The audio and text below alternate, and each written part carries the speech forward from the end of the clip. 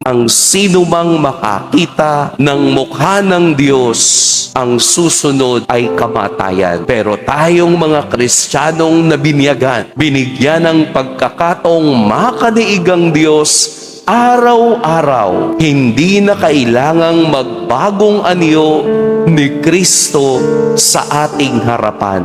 Dahil sa kaniyang awa, dahil sa kaniyang pag-ibig, dahil sa kaniyang bagong batas, tayo ngayon ay araw-araw ding dinadala sa bundok ng Tabor upang ating maranasan ang kaluwalhatian ni Kristo sa banal na Eucharistia. Pakinggan po natin at matutuwa sa atin ang Diyos Ama.